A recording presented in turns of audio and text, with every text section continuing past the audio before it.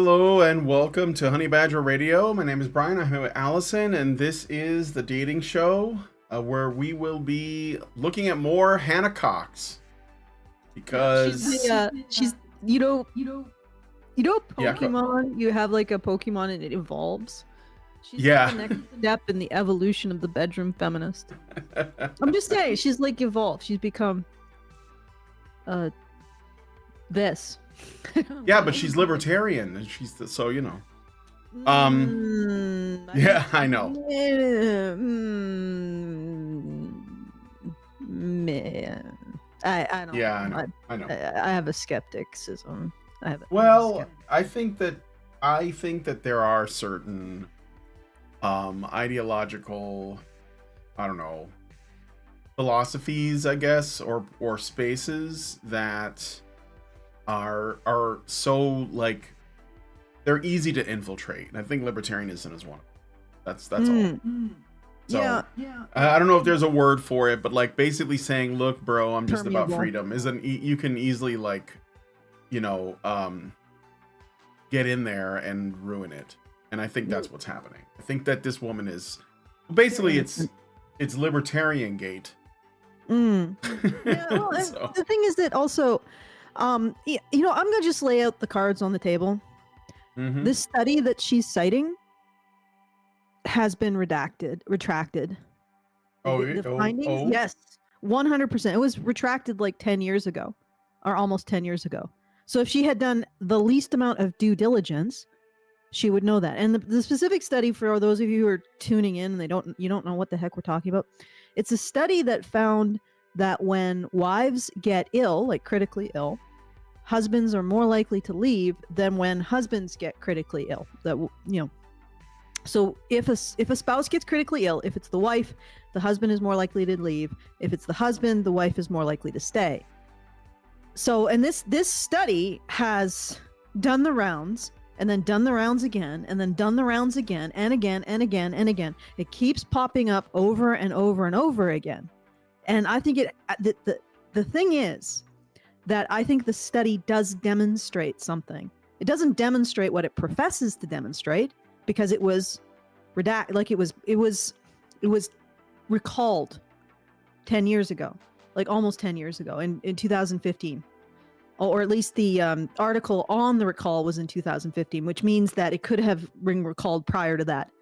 Mhm. But so it's been recalled for 9 years. So every person who says that men are more likely to leave their critically ill wives than the reverse is perpetuating a falsehood about men. And yet it persists and persists and persists. And once again, we have Hannah Cox basically spreading misinformation about men. But what's interesting, okay, so and I know I'm going into the study, but I figure I should front load this because we did a really clickbaity, I don't want to call it clickbaity, but it's something that'll draw eyeballs. And I want to make sure that everybody's very clear. The secret that we're dealing with here is that we live in a society that not only goes out of its way to find ways of smearing and demonizing men, but when those things are found to be false, just continues to do it. So even though this study has been found to be false, it is still promoted as if it is true. She's the latest incarnation of the individuals who apparently are so motivated by condemning men, by hating on men, or at the very least, presenting men as morally inferior to women. She's one of the next iteration of people who are promoting this study, which has been recalled. At least the finding that they promoted is no longer true. And I could get into why, but I just want to point that out, that this is misinformation. But because it's misinformation that paints men in a bad light, women like Hannah Cox continue to push it, which says something about our society. I mean, that not just that we want to find this stuff, but that we hold on to it even when it's proven false, because it makes us feel good. It makes us feel good to see men as inferior to women. And there's even studies that prove that this is something that we, as a group of people, pursue. We prefer things that make men look inferior to women. And if you have a study that shows that men are better at something, we are more likely to regard that study as false. So if this was a study that showed that women are more likely to leave, we would be more likely to regard it as false and bury it, because we don't want to see that. And by we, I mean everybody in our society. We're all like this. Even we here on Honey Badger Radio, we have the same set of instincts to believe women, to want to see that things, the best of women, and that women are better than men, to hate men who hurt women, etc. Like this is a universal. It's why we mock people who are like, oh, you care about violence against women. Oh, do you want a gold star for breathing, like every human being on the planet? Like, this is not special. But so this is something that is very deep in human nature. We believe the worst of men, and we promote the worst of men. And it is almost impossible, even in a situation where what we're promoting is false and been retracted, to actually stop it from continuing to be promoted. So once again, it's being promoted, and this individual is presenting this misinformation because it satisfies something in her emotionally to feel morally superior to men. I mean, she didn't do the least amount of critical research or investigation into whether or not this was true before she blasted it at all of her followers. Yeah, and that's just unbelievable. And then there are people who will say the reverse, that we are a society that wants to benefit women or men at the expense of women, that sees men as better than women, that prioritizes men, that sees men as, women as inferior to men. Swear. This is the funny thing, is that in a society obsessed with sin, they see sin everywhere. Everywhere. Because we are obsessed with this idea that women be seen as better than men, we see the opposite everywhere, even where it doesn't exist. And I just wanted to point this out, because so the secret of this study is that it proves something about us. It proves that we will promote false information if it paints men badly. And it's almost impossible to stop doing it. It's almost impossible to stop this result from being presented by triumphalists. Like by female supremacist triumphalists. Like this is triumphalism. Look at her face. It's triumphalism. She is absolutely thrilled to show us how men are inferior, are morally inferior to women. And again, like our rebuttal of this is probably not going to see as much as her original pushing of this misinformation about men, which is really unfortunate. Oh, goodness. Okay. Shall we? All right. Do you want to thing any things first? Then we'll get into it. Thank you for introducing the things so I can thing them.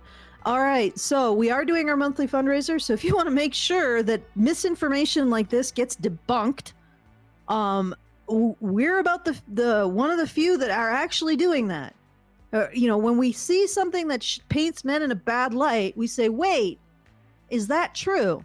And more often than not, when you look at it, when you poke it a bit, it falls apart. I mean, this thing just completely disintegrates. So if you want to see more content debunking this idea that men are a terrible choice for women as partners, then go to feedthebadger.com/support so we can continue to bring you this content and continue to try to present the other side and correct the narrative around men. And if you would like to send us a message, you want to say hi, you want to tell us we're not screaming into the void, because sometimes it really feels like we are screaming into the void, you can do so at feedthebadger.com/justthetip. It's the very best way to send us whatever funds you want to help our efforts, because we get the full benefit, and you get the benefit of avoiding YouTube's labyrinth of comment appraisal. Avoiding the C word there. So it's a win-win. We get the full benefit of whatever funds you send. You get the full benefit of avoiding sending them through YouTube. And once again, feedthebadger.com/support to support the show, and feedthebadger.com/justthetip to send us a comment. Do whatever kind of comment. Esoteric, on topic, esoteric, off topic, esoteric, like whatever you want, critical, esoteric. There's a trend here. There's a trend with you guys. All right, so feedthebadger.com slash. I got a super chow already. Already, okay. So, yep. Richard B. Air gives us $5 and says, I remember hearing a woman saying that if her husband were to wind up on life support in a comatose state, she would not give permission to withdraw his life support no matter how bad his condition would get, because she could keep receiving his pension as long as his body kept breathing. Wow, that's really mercenary. Ugh. Pretty cold-blooded. Yeah, I can't really ascertain the truth of that anecdote, but that is one damn cold-blooded anecdote. Okay. Let's speaking of cold blood, let's listen to some Hannah Cox. So let's put her back on the screen there. Okay. We're just starting this one from the beginning. This video is entitled, Why Do Men Move On So Quickly? For those of you who are listening and not watching, we have an image of Hannah Cox looking very chipper. Because even though she has a fiancé, she's going to tell us how it's a terrible choice to have a man. Yeah. I made this choice and it was awful. Like having a man, I have a man, by the way, but having a man is like having a meth habit. You know, wait. Getting addicted to fentanyl. You know, I just had this thought. I haven't listened to this yet, but what if one of the ways that the one good man phenomenon manifests is when women like this make men feel like they are the one? Oh yeah, I've talked about this. About it. She is like it must because she always says in her videos that her man is different, like better, not like other men, not like other boys. Yes. Yeah, honestly I think it's probably also an ego boost for him. He thinks he's the one good man. She thinks she got the one good man.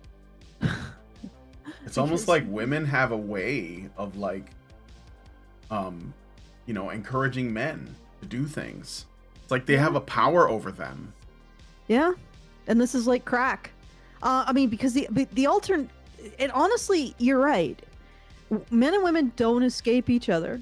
And Hannah Cox really hasn't escaped men, and her man probably hasn't escaped her. They still have the same dynamic as men and women have had throughout all of human history. The question is does the dynamic encourage a healthy social fabric? And the idea that men are the worst option that women could choose in their life. Like there's nothing worse than a woman can do to herself than choose a man, right? That idea is toxic to the process of pair bonding, and also even just the process, all the instincts that are that build on pair bonding in order to construct the society that we have. And I can explain that. It's a little bit rarefied, I guess, but like societies come from places.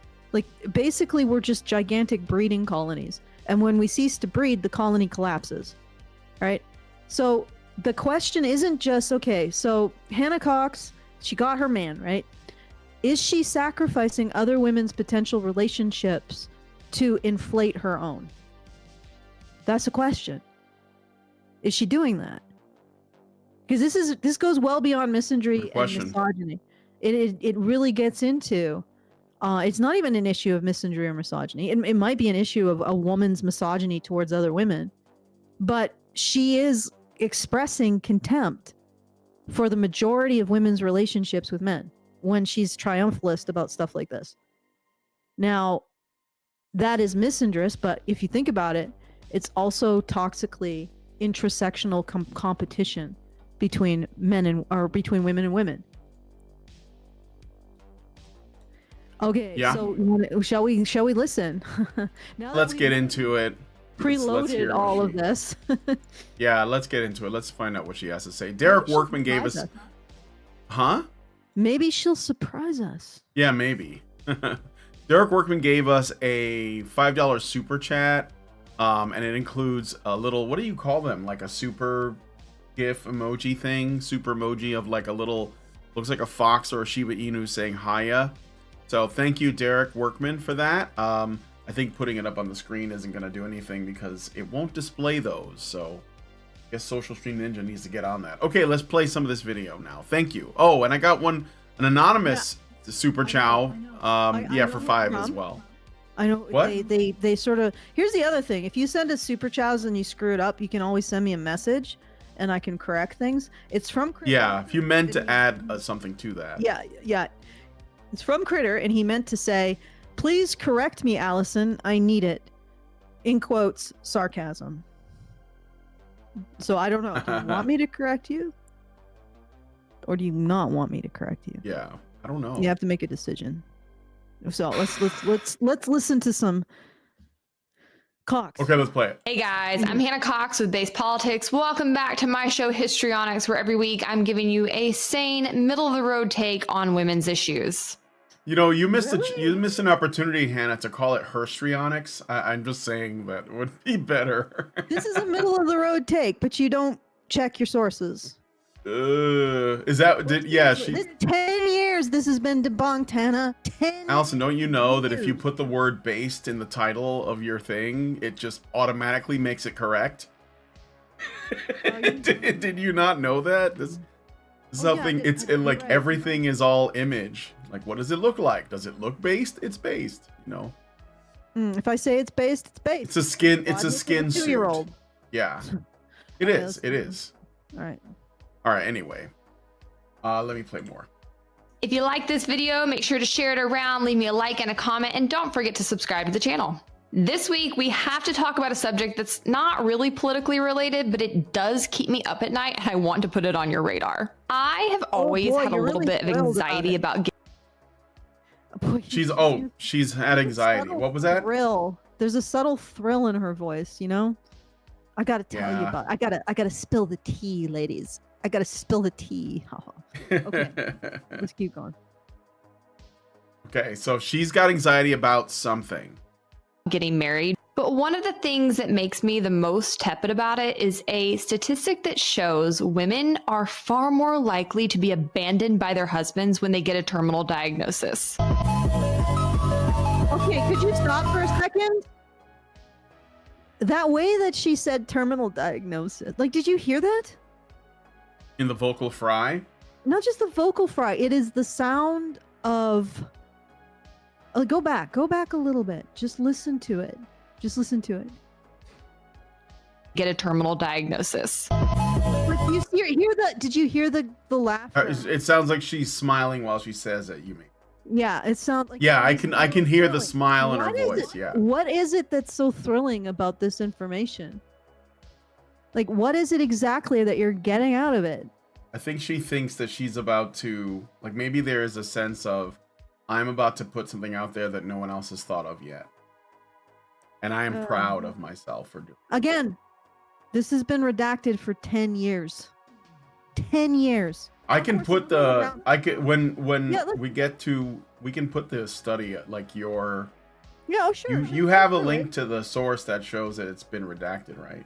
Yeah, I do. I sent it to you. So I got it. Yeah. And we can discuss some of the dick moves that the original researchers are doing. But well, let's get to it. Let's see. So this maybe she's happy because it proves that women are morally superior again. Yeah. Again. Maybe there is a gratification in feeling like the better person. Because this rare thing that probably doesn't happen very often at all, which is also wrong, is like less likely to happen with women. It's like weirdly like layered moralism. I don't know. But anyway. And then also redacted. So, I mean, it's all based on nonsense. But I see that it's been doing the rounds on TikTok, which again really says something. Like, that old saying that a lie can go around the world before the truth gets its shoes on or its pants on. Yeah. Something that makes men look bad can go around the world before the debunking or the redaction even... Well, it doesn't even get out of bed. That study that frames men in the negative light can get a lot more traction, like way faster than like, the truth about that study, because we already have, we're inclined to believe that men are bad. So all of these women are proving something about our attitude towards men. All of them. They are the secret. Like they are the proof of something. Okay, let's go. All right, thinking some more.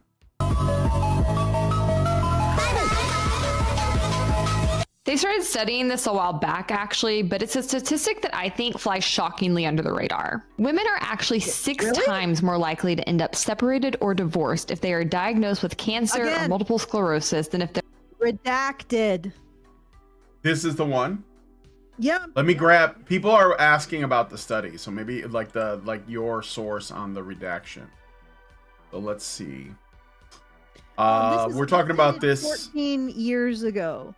So yeah, so we're talking about this. So this article was updated prior to tweet? the redaction. The study that found men frequently leave their wives when they get sick was redacted. Okay, let me share this tab instead. So what are people? So this is from January 6th, 2024, and if you click on this link, which I'll share, from Retraction Watch, which tracks retractions as a window into the scientific process. To our horror, widely reported studies suggesting divorce is more likely when wives fall ill gets axed. A widely reported finding that the risk of divorce increases when wives fall ill, but not when men do, is invalid thanks to a short string of mistaken coding that negates the original conclusions published in the March issue of the Journal of Health and Social Behavior. In the paper, In Sickness and in Health, Physical Illness is a Risk Factor for Marital Dissolution in Later Life, garnered coverage in many news outlets, including the Washington Post, New York Magazine's The Science of Us blog, the Huffington Post, and the UK's Daily Mail. But an error in a single line of the coding that analyzed the data means the conclusions in the paper and all the news stories about those conclusions are more nuanced, according to first author Amelia Caretaking, an assistant professor at Iowa State University. Caretaking, who seems to be handling the case quickly and responsibly, emailed us how she realized the error. And this is her email. Shortly after the paper was published, some colleagues from Bowling Green State, I-Fen Lin and Susan Brown, emailed me and my co-author about our estimate of divorce. They were trying to replicate the paper and couldn't understand why their estimate was so much lower than ours. I sent them the statistical analysis file, which documents all of the steps as to how we came to all the estimates in the paper. And they pointed out to us, to our horror, that we had miscoded the dependent variable. As soon as we realized we made this mistake, we contacted the editor and told him what was happening and said we made a mistake. We accept responsibility for it. Speaking of on the phone, Caretaking added, people who left the study were actually miscoded as getting divorced. So people who left the study were actually miscoded or miscategorized as getting a divorce. Using the corrected code, Caretaking and her co-author did the analysis again and found the results stand only when wives develop heart problems, not other illnesses. She said, what we find is in the corrected analysis is we still see evidence that when wives become sick, marriages are at an elevated risk of divorce, whereas we don't see any relation between divorce and husband's illness. We see this in a very specific case, which is the onset of heart problems. So basically, it's a mere nuance finding. The finding is not quite as strong. What were you going to say? It is. This is absolutely bullshit. And I'm going to get into why. We'll go look at another tweet. So you can did you send me that other one? Yes, it's basically in the tweet train of the previous. So like, wait, let me in this one. Yes. In this tweet train. Go down a bit further. Go down a bit further, and so what you want to select. Okay, just go back up a bit. Go back up a bit. Stop. Down. Just a little bit. Just one tweet down. There. Right here? The individual who brought this to our attention says, Leah Labresco Sargent, once you're slicing the data by disease without a reason for expecting different results, I suspect p-hacking more than signal. Okay, so I sent you another video. What is p-hacking? What is p-hacking? Okay. I sent you the video. If you I'm putting it up on the screen now. Yep. So I'm gonna share this tab so that you can see it, and I'm gonna play this. What is p-hacking? What is p-hacking? P-hacking refers to a mix of practices which scientists use to find a p-value less than 0.05. One example is testing multiple outcome measures to find one that shows a statistically significant difference. Another example is isolating a portion of the sample for analysis. In all cases, scientists are exploiting statistical properties to fish for significance. Okay, so p hacking, like significance, if you look at that that graph, 0.5 is indication of no significance, right? So let's go back, just show the graph. All right. This one? Yeah. So what essentially they did is they separated out each disease until they could find something with significance, and then they compared, apparently, according to what she's saying, what happened when women got heart disease if their husbands left versus all the situation for a man with all diseases. Like, so a man gets every they didn't separate it as far as I can tell, because they're saying that, you know, so they didn't even compare when a man gets heart disease, does the woman leave? No. What, based only on what they're saying, they compared when a woman gets heart disease and the rate that a man leaves when she gets heart disease to the null finding when it comes to divorce, or the fact, or the rate at which women leave men, okay, for all sicknesses. So this is p hacking. Like, at this point, they're trying to preserve their bullshit finding by calling it more nuanced, or trying to find the one single segment where it's true. All right. This is very deceitful. All right. And Yeah. again, we can't be completely sure that they're being honest when they say these things. Now, having said that, I will take a look and make sure that Hannah Cox isn't using a different study. But this is the study that has been doing the rounds, and it has been redacted. Even after they attempted to massage the data to continue to say what they want it to say. So what actually happened is that when the wife got sick, the couple was more likely to leave the study. And maybe that is because they didn't want to prioritize responding to researchers when one of them was sick, was critically ill or dying, or when the wife was critically ill or dying, but the priority to responding to the researchers didn't decrease. Like, it didn't like, so in other words, it could be a situation where the husband prioritized his wife over the research versus a wife who didn't prioritize her husband over the research. It could be that. Who knows? You could probably interpret it in a negative way towards women, a negative way towards men. The fact is, we don't know. And the other fact is that this finding is false in this study. And even if there's another study that finds that this is true, the fact that everybody is focusing on that instead of recognizing that there is at least one study that doesn't is a problem. Okay, so let's keep going with Hannah Cox, eh? All right, let's go back to Hannah Cox. Are people satisfied with So now, now I think you guys can see that, assuming, well, let's see. I don't know if, I've never watched this video, so I don't know if Hannah Cox will be like, I'm going to respond to the latest data, but it sounds like she missed the p hacking thing as well. So either using the old data or the sort of damage controlled updated data, but not the actual data, right? Yeah, not the actual data. Yeah. Okay. Their male partners were facing the same illnesses. One study showed the divorce or separation Say what? No, I didn't say anything. I just made a mistake. I was opening. Oh, okay. I'm playing it. rate among cancer patients was about 11.6%, which was similar to the general populations. But they found the rate jumped to 20.8% when the woman was sick versus 2.9% when the man was ill. I'm going to lose my mind over this. They went on to note that female gender was the strongest predictor of separation or divorce in each of the patient groups. You're going to lose your mind over this. You sound like this is thrill. You sound like your Christmas has come early.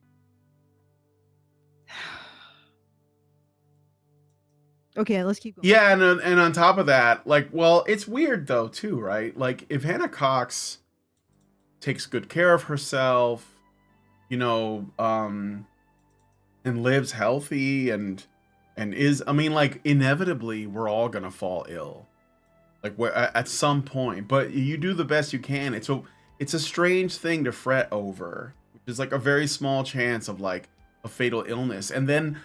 On top of that, the thing that concerns you the most isn't the fatal illness itself, but the possibility that your man might leave you because of it. Like, how about, I don't know, foster a loving relationship with your man, and he probably won't do that. I mean, I had cancer in 2017, and a part of me was worried that, you know, because Lindsay and I hadn't been together very long. I mean, I learned I got cancer less than a year after we got married, but she stuck around. So I was, you know, I'm eternally grateful. I mean, I've had brushes with death a couple of times actually, but she stays by me, and I would do the same for her. I mean, she's always, you know, she's a very, what's the word for it? I want to say, like, she's a little paranoid about getting sick, you know? So what we're seeing here is that this is a selective choice. This may be a different paper. I noticed that they are only looking at a couple different types of severe illness in this paper. But the other thing is that we're also likely dealing with a replicatability crisis, because the later paper in 2015 did not find this. So in 2009, the paper that Hannah Cox is using found something, although maybe there's the same situation as in the 2015 paper. It was based on like 500 people, by the way, guys. Yeah. And they were a malignant brain tumor or multiple sclerosis while married at the time of the diagnosis. And so we have one study from 2009 that showed that men are more likely to leave. One study from 2015 that didn't show that, except when you do like the p hacking and look at just women who have heart disease, which again, you might, if you wanted to, it's possible, and we don't know if they did that you could p hack the men's results and find women leaving because men had testicular cancer or something like that. Sorry, Brian, just the first thing that came to mind. Oh, it's fine. Like, I'm over it. Okay. I'm just glad to be here. Yeah. So we're looking at, from what I can tell, she's only looking at the 2009 study. Let's see what the other one is. Dating and remarriage over the first 2 years of widowhood. Okay. All right. And I think okay. So we'll probably get to that because I know where she's going with that one. So the two studies that I see that she's citing, I'm not looking at the articles because they're irrelevant. But the two studies that I see that she's citing are one that doesn't relate to the topic at hand, which is whether or not men leave, and one that was done in 2009. And again, the study that we are talking about that was redacted and because it actually found that men don't leave more often was done in 2015. So we're looking at something that it's inconsistent, and yet she's choosing to look at, and how is it that she could have missed the 2015 study? That's a little odd. Like if she was doing a proper literature review. Okay, well, anyway, let's keep going. Okay, let's keep going. Groups they studied. The reason men leave a sick spouse can be partially explained by their inability to rapidly adjust to becoming a caregiver and to look after the home and family. The study also found links between age. This is something that I considered. Again, this is the 2009 study. There's a 2015 study that didn't find this. What I considered when I was dealing with the 2015 study is that women are often more likely to be the one who was the primary, like to taking care of the home, taking care of the kids. So how much of this is a man suddenly has to do two things? He has to make sure the bills get paid, and he has to take care of a sick wife, which even when you're dealing with like a normal person, that's a lot to put on a person. And it's a lot more than continue to be a caretaker, continue to do the job that you've already been doing. Right. And the other thing is that, how much of this is also like, did this particular study determine which one is doing the leaving? Because that's not clear as far as I can tell. But anyway, let's keep going. All right, let's keep going. And length of marriage and the likelihood of divorce or separation. They said longer marriages were more likely to remain stable, but the older the woman, the more likely the partnership would end. Like, I am not okay with this information. And just Okay, wait. Life-threatening illnesses create severe stress that may result in marital discord, separation, or divorce, and may adversely impact treatment, quality of life, and survival. The few studies that are available to date have suggested the risk of divorce is not higher in cancer patients, but to the author's knowledge, no data exists to date that have examined the effect of gender on this rate. Okay, so this is like the first study, and I wonder if they've done any studies after that sort of inconsistent thing that happened in 2015. Because I'm wondering if they just abandoned it because they weren't finding the right results. I mean, I have to look at this a little bit more, but we could. Let me see. If I got a super chow. Okay, great. Okay, so Richard B. Air gives us $5 and says, a factor not being considered might be just how close the man is to expiring with a major illness versus how some women will get better insurance coverage benefits if she is divorced versus what she would get if, she remains married. Then we talked a little bit about that as well. Okay. And there are stories. I mean, I wouldn't make the claim either, like, in either direction, whether or not men or women are more likely to leave their spouses if their spouses like encounter like tremendous hardship, like a terminal illness or fatal illness or whatever.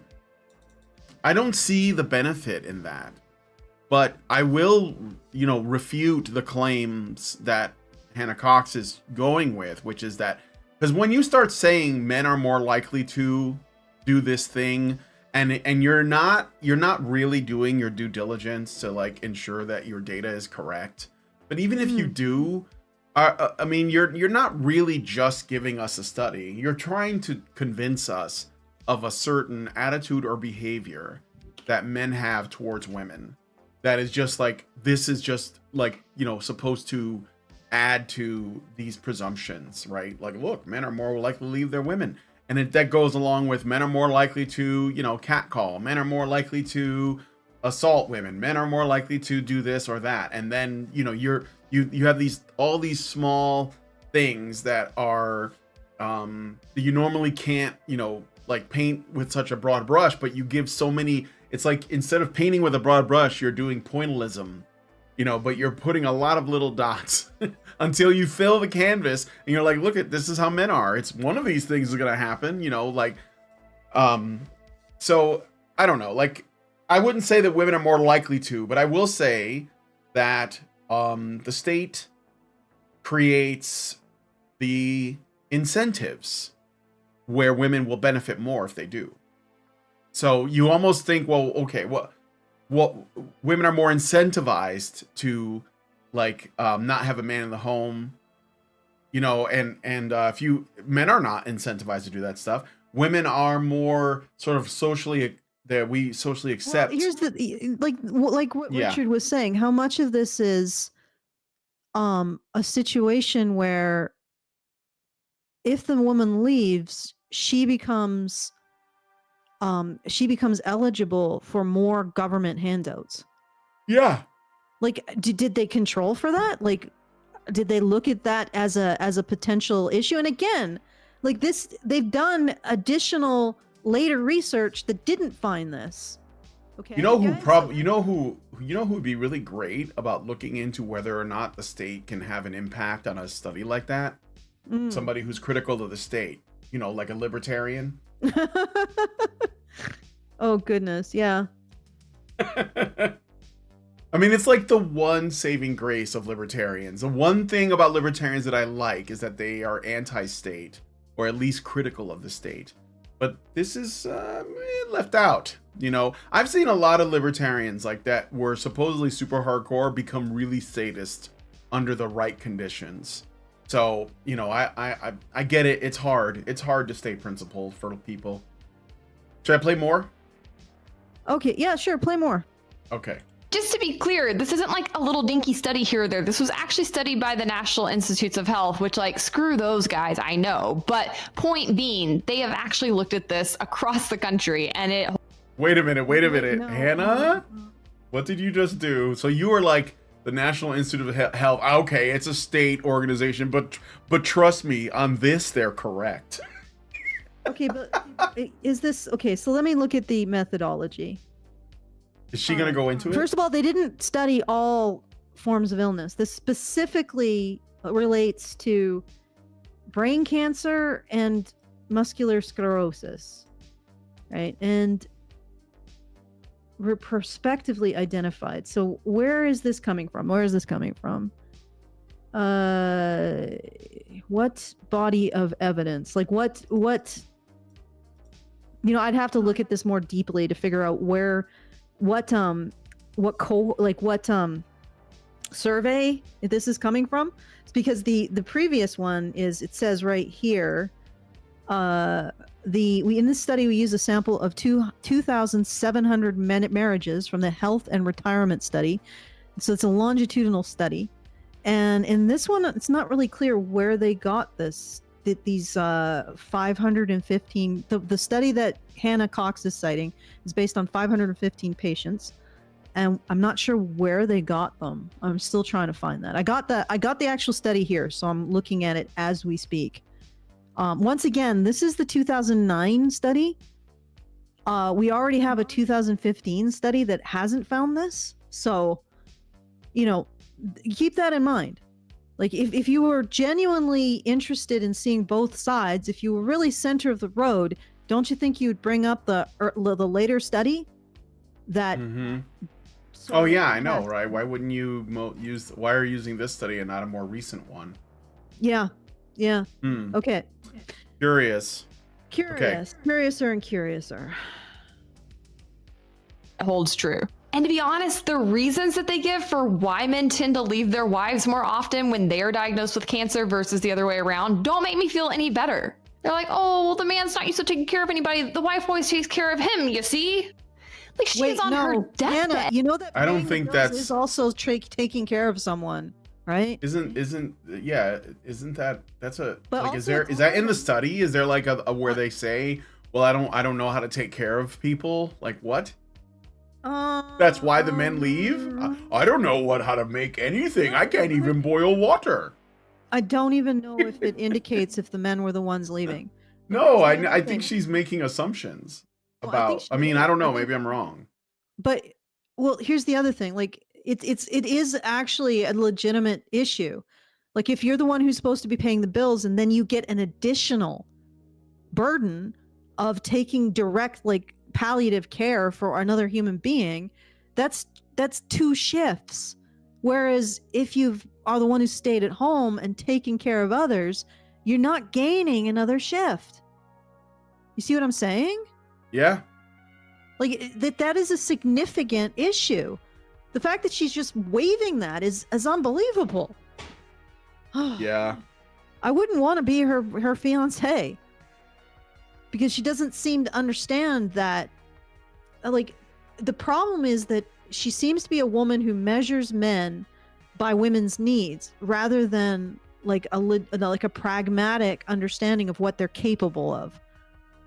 So if a woman is capable of fulfilling her invalid husband's needs because she is a stay-at-home, because the bills are now being paid by his insurance presumably, and she was always a stay-at-home, she was always a caretaker, so it's not necessarily, it's an additional maybe work which she wasn't expecting, but it's not the same as having to go to work and then come home and take care of someone. That's 2 shifts compared to 1. See what I'm saying? Yep. Like it's 2 jobs compared to 1. And she's just hand waving it. And I think she's hand waving it because she doesn't base her perception of effort on a pragmatic understanding of what each spouse is doing, but on whatever the woman needs. So if the man isn't able to do those 2 jobs, if he isn't able to fulfill all of those needs, it isn't that he's doing more. It's in fact that he's doing less somehow. If that makes sense. Mm-hmm. Or not doing enough, because the baseline isn't a pragmatic assessment of what's possible, but whatever a woman needs. I mean, you got to think about that. Like, just be careful you're not doing that. Anyway. Okay. I don't got a know if super chow Good. All right. Let me from keep read this. Asthrun. Thank you, Asthrun, for the super chow. And he says for $5, a little bit off topic, but relatable. I found an article of a study by Leanna Sayer of Ohio State University that found that when a man gets unemployed, it is more likely that a woman divorces them than vice versa. If I was Cox, I'd make a video and then get blasted for not exploring if there are more studies on this topic. Still, it'd make women look worse than men do in the illness/sickness study. Well, yeah, when men lose their job, women are more likely to divorce them. I'm not, I think we all know that, right? Like, this is just, I'm not saying it's right, but it is the truth. Of course, I don't think Hannah Cox will cover it because she's probably not that dissimilar from the woman that we responded to yesterday that was like, broke men should die alone. So a man who loses his job, is basically a broke man. There's countless stories of men who, either they get laid off or their industry collapses. Like, there's a lot of men who lost their wives that live in West Virginia when they closed the coal mines because that was what they knew. And there was that whole like learn to code thing that came out of that. And yeah, it's, I don't know, it's tough. I mean, I think that women should stick by their men through the hard times, but we don't treat marriage like it's, well, like that's it matters. Go ahead, Allison. Okay, so they're making some assumptions in here. They're saying, we believe that these findings generally, this is the 2009 paper, right? We believe these findings apply generally.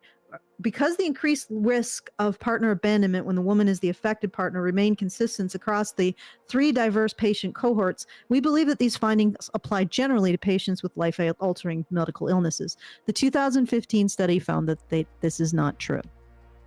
Okay? This is not true. Now, it might hold true for women who have heart disease. You have to look a little bit closer and see if that's an artifact of p-hacking or something genuine, a genuine finding. Or alternatively, if we did the same thing to the male cohort, if we wouldn't find that women don't stick around when men have testicular cancer or muscular sclerosis or anything, right? We don't know if they did the same thing to the male group. So you might as well just throw that out for now. So the 2015, I assume, was the next step in the 2009, and they didn't find it. Okay, so this is not generalizable, and you can't, from this study, you can't say men leave women when they get sick. You just can't, right? Because the study, the people who did the study themselves said, we think that this is generalizable. Well, they did the additional study and they found it isn't. The end. Okay, that's where this should have stopped, but of course it doesn't. It just keeps going. And I'm looking at. Okay, so the reasons why women were preferentially affected becomes more evident in the analysis of the primary brain tumor cohort. So they had 3 cohorts. The primary brain tumor cohort was the one which saw the most divorces. There we found, although marriage duration did not significantly differ between affected men and women, it was very significantly different between those who remained married and those who separated. So in other words, the ones who separated were the ones who had shorter relationships. And for whatever reason, the men were more likely to bounce out of the shorter relationship than the women. All right? Yeah. Combined with the gender disparity, therefore, we propose a model in which the incentive to remain in a relationship with a seriously ill spouse reflects a commitment of the healthy one to the relationship, and that this commitment occurs more rapidly in the woman. And then it goes on to say some studies also hate men, so we'll cite them here. It doesn't say that, but that's essentially its motive for whatever it is bringing up at that point. Okay, so the 2015 study basically put the nail in the coffin on whether or not this is generalizable to critical illnesses overall. So this just looked at 3, which was brain tumor, muscular sclerosis, and general oncology, which I guess is just general cancer. Anyway, Yeah. so I just looked at 3 cohorts, 500 couples, and it basically found that the people who broke up had shorter relationships, and in those shorter relationships, if the woman was the one who got sick, it was more likely to break up in a short relationship. So if you have a really long relationship, like if you're a woman going in on like 20 years of a relationship, 10 years of a relationship, it's unlikely that he's going to disappear if you get sick. So that's something to consider. Now, if this is true about this small subset, which is not generalizable, like if this is actually not an artifact of them screwing around with numbers, which is entirely possible since this hasn't been replicated. It wasn't replicated, literally wasn't. This finding was not replicated on a larger scale. But if we just look at that, then women are more likely to commit to seriously ill partners in short relationships, which I guess would explain your situation, Brian, if in case it is true. But but consider, let's consider 2 things. We can look at that. Maybe it is more difficult for men to take on the caretaker role. Maybe if it's a short relationship, they're younger, they can't take the time off, and they can't off of their career because of the pressures on them. Maybe it is that men leave and women are more likely to commit. Does it matter? Like at the end of the day, if this is not, it doesn't have to be framed the way Hannah Cox framed this. And again, I'm saying this is not generalizable, guys. So you can't actually say that men are more likely to leave, period. Because it failed to replicate in the 2015 study. It just failed to replicate. So this is not. But just going by this. No. This is a new. But just going by this.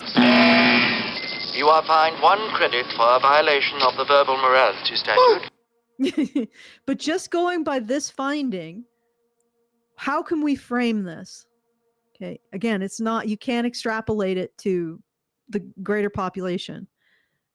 Women are more likely to commit to somebody who's seriously ill in a short-term relationship than men. All right? You could say, hey, maybe there's something about women's maternal instinct. Maybe there's something positive about women here. Hey, let's look at that. How did Hannah Cox frame this? Oh, those men are so bad. I'm worried. And on top of that, she's like, I'm worried about getting married. Can you imagine being her boyfriend looking at that? Ugh. Like, or maybe it's a fiance. I think it's a fiance. Wouldn't he be a little bit like, holy crap? Like, well, think about, I'm in it for the long haul. Otherwise I wouldn't have made the commitment. I mean, you would assume so anyways. Yeah, and think about the other feminist that we looked at recently, who's that complete nut job. Like, just insane woman. And she's apparently married or something, or maybe has a partner. Anyway, there's that guy that's with her, so who knows? But it's I don't know. Do they think about, maybe the guys like we were talking about at the beginning, they're just like, yeah, I'm the one good guy. I'm the one good man. She hates Wrong. Men. She hate all other men. She can't get a better deal than me. I'm the one good man. Good man. Like that's basically what they're thinking as their women say this crap. Like I said, men and women don't get away from each other. It's really difficult to separate misogyny and misandry.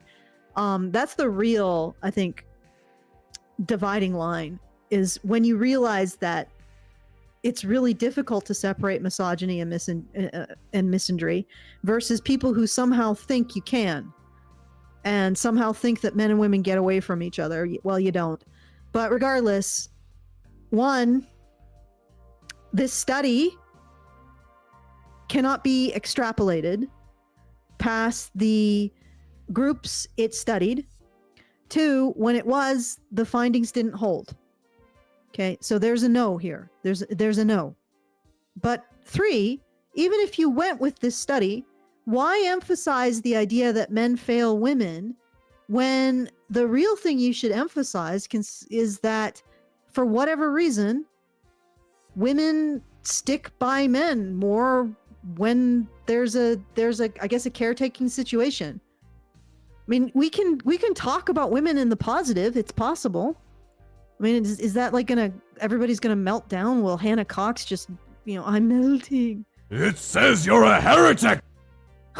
Like, why does everything have to be men in the negative? Like, if women are the positive, no, we have to look at men in the negative.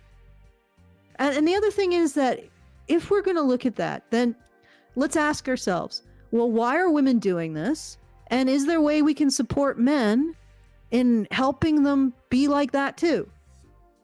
And being positive, because I can imagine that you're a young guy, you got a really sick woman, and you were expecting, who knows, to begin a life with her, and now you're facing a death. That could be really intimidating. And maybe there is an issue with a lack of learning how to manage emotions or caretake. But here's the thing, we don't know, and this wasn't replicated. But even if it was, let's just say let's say the 2015 study did show that. Why are we looking at this like, oh my God, men are such a terrible,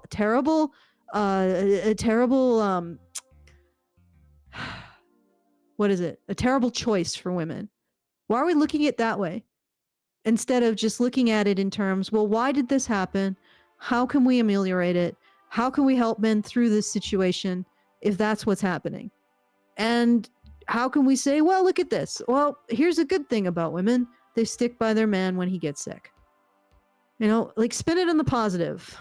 You get what I'm saying? Yeah. Yeah. Like, yeah. I mean, again, like, I think there are ways to talk about this stuff that is rationally. constructive. What? Rationally. Yeah. Whew. But I don't know. Should we play more? Yeah, sure. How far did we get in? I mean, Like 1 minute? 2 minutes. Oh, good Lord. Yeah, I know. Well, we don't have to do the whole thing today. No. So no. I gotta stop. Well, I gotta stop in the next by the end of the next hour, the coming hour. Okay. Fair because I have to do a patron show, and then I have to do another stream after that, like on my the gaming enough. channel. Not the streams. So yeah, I'm gonna be really tired, but it's okay. I mean, streaming isn't tiring, but sitting and staring at a computer screen, my eyes get beat up from doing it. But anyway, let's play some more of this. Divorce or separation seems traumatizing enough, but I cannot fathom being told that you might die, facing a terminal illness that might kill you, and having your husband bounce. Like, that is seriously sick. It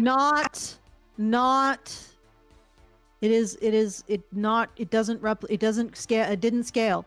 Like, finding didn't scale. 2015 finding. How about new? Yeah, that's it. It's a finding did not scale, friend. Okay, they may or may not have found it in these subgroups, but when they looked at a larger population and more types of illness, they did not find this. They did not find it. They did not find it. Men did not leave. Let it go. I think I'm going to be repeating that quite a bit. Yeah, I think that's going to be the thrust of this whole stream. Let's play some more. I can't stop thinking about how the divorce rate for men leaving their sick wives is so high that the nurses are taught to warn women patients when they get diagnosed with a serious illness. That's because those men didn't marry a partner, but a housekeeper, a childbearer, a nanny.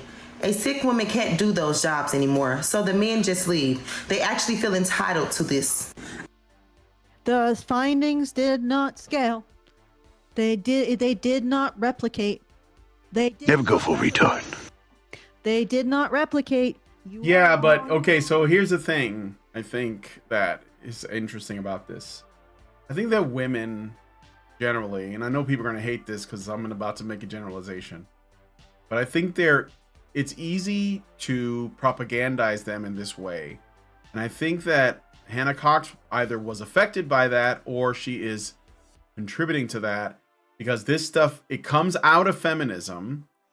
And I think the feminism may have even biased the study to begin with. It could have been a mistake, but then carrying it forward, you can see how you have to ask yourself, like, why would you do this study to begin with? Sometimes people are shitty to each other, and that shouldn't be a gendered issue, but you see, feminism wants to gender everything. So now we have to untangle the messes they make. But in the meantime, while we're doing that, like, women are affected by this stuff. They see it and they're like, well, why would I get married to a man? Why would I spend the time and effort, And it's just gonna, I mean, I can show you at the end. I have another video that I thought we would look at that shows you what I think is something that is like it's a truth that very few people are willing to face. And when I say very few, I mean like really few people are willing to face about what women think about men in general and what men think about women in general. We'll get to that at the end, but I think it is a truth. And I have a lot of, what's the word I would say? Evidence, not proof, because we can't prove this, but evidence that I think would, demonstrate that. But anyway, do you want me to play more of this, or do you want to say something to this right The now? findings in this, what did they say? They said the following. I'll repeat it. Because the increased risk of partner abandonment when the woman is the affected partner remain consistent across the 3 diverse patient cohorts, we believe that these findings apply generally. Well, you can believe anything you want with 2 patients with life-altering medical illnesses. You can believe whatever they want. They did the study in 2015, and they did not find this. It's all fake news. It's phony stuff. It didn't happen. So they did not find this. Sam, I am. They just didn't. Yep.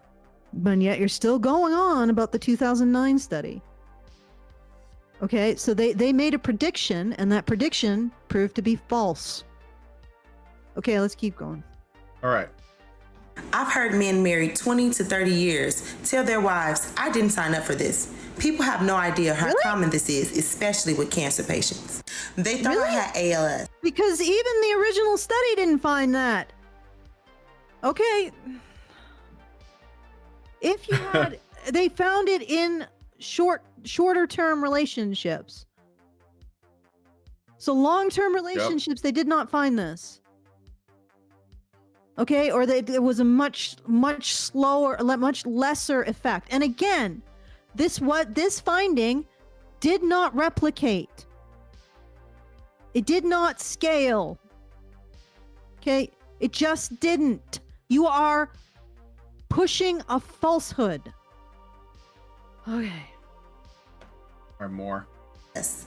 This is his dating profile I found. I'm fighting for my life and he's out getting laid. And I just want to point out how unusual this is as well, because in normal circumstances, men are very unlikely to actually go file the papers for divorce. In fact, only about 29 to 30% of husbands file for divorce in normal circumstances.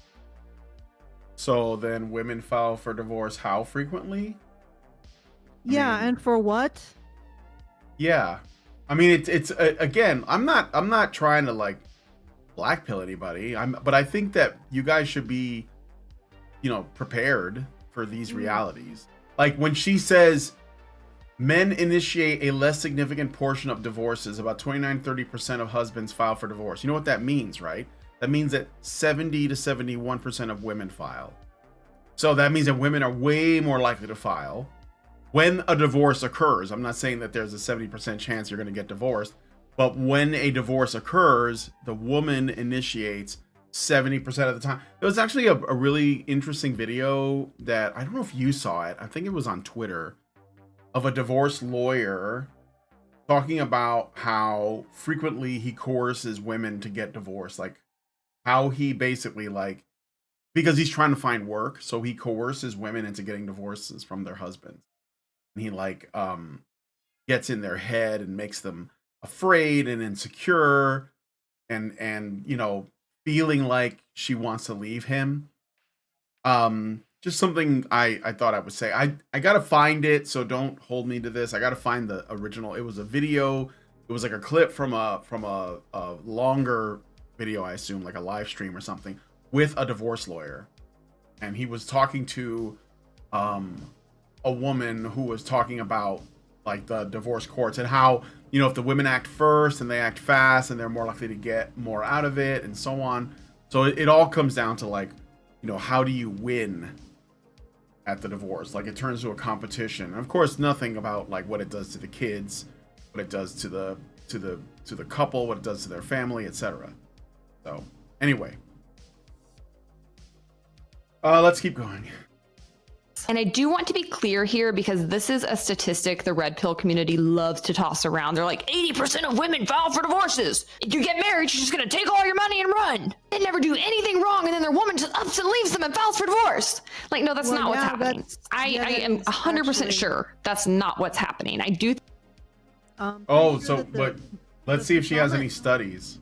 The predominant reason, apparently, or the causal factor, is unemployment around the world. I think one of the things that women say when a man loses his job, yeah, they irreconcilable differences. It's economic. Yeah. Yeah, but the what they cite is irreconcilable differences, at least in the West. So what we know is that the reason why the relationship ends is irreconcilable differences, which some have translated to she got bored, and also which I don't know, maybe there were genuinely irreconcilable differences, or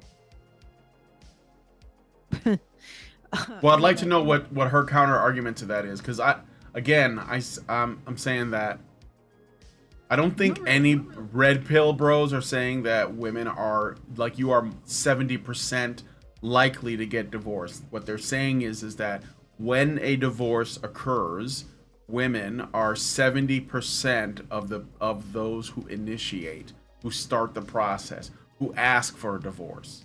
And irreconcilable differences. Is the but majority. Irreconcilable differences. Lesbian couples, the biggest reason is domestic violence, apparently. Yes. That's what that's not. I That's actually not find the study on that. So don't. If you have the study, please put it in the comments or send it to us. But that is what I've heard. But let's continue. All right. I think women are more likely to file for divorce because women are more likely to handle the paperwork, period. And they are more likely to take action when they're unhappy and work to fix their own lives. Just because the woman goes and files doesn't mean she's the one that ruined the marriage or created the disfavorable circumstances. Well, yeah, and it also doesn't mean it isn't. It's because he lost his job. Let's be honest. Well, yeah, I mean, if a woman is more likely to act, that's literally the definition of initiating. So does that mean that the men want a divorce, but they're just too lazy to start the process? Or is it because the men want to, like, work it out? No idea. Or maybe there's like the woman is experiencing a crisis, you know, in the marriage that the man is not even aware of. And he's just, like, going about his day, like bringing home the bacon and paying all the bills and keeping everything running, and the woman is like, oh my god, I can't do this anymore. Like, I don't know, like, it's not concrete, you know. I think if women are more likely to initiate, then it sounds like women are more likely to just be dissatisfied. But that doesn't mean the men are not satisfactory, because women are more likely to experience negative emotions. They're more likely to worry about crap that isn't important. They're more, I mean, they are. Like, I have to tell Lindsay all the time, you know, she freaks out about stuff, and I'm like, dude, like, I'm driving the car, right? And she hears a funny noise coming out of the car when I hit the brakes, and she was like, we got to do something about it. I was like, dude, the car's not going to explode. It's, you know, like, I mean, what you need is somebody to say, look, we're not going to worry about this until there's something to worry about. And, you know, I mean, the car's from 2008. Like, it's going to make funny noises, but it's not a bomb. This isn't Casino, you know, like, but you know, but I'm saying, like, this is not a bad thing, because Lindsay's, what is it? What's the word I want? She's just risk assessment. Yeah, I mean, like, sensitivity. She's just really, like, anxious about everything, right? But like, her borderline paranoia about everything is a benefit, because I'm the kind of person that might, like, be too chill, right? Because, like, something important could be happening, like, you know, and I'm just like, nah, don't worry about it. It could be like a fire in the kitchen, but we need to balance each other out, right? So She's a worry. Yeah, she's a worry wart. But there's another word I can't. For some reason, I'm like losing it right now. You know, no, I don't have a Pinto. It's a Hyundai Elantra, 2008.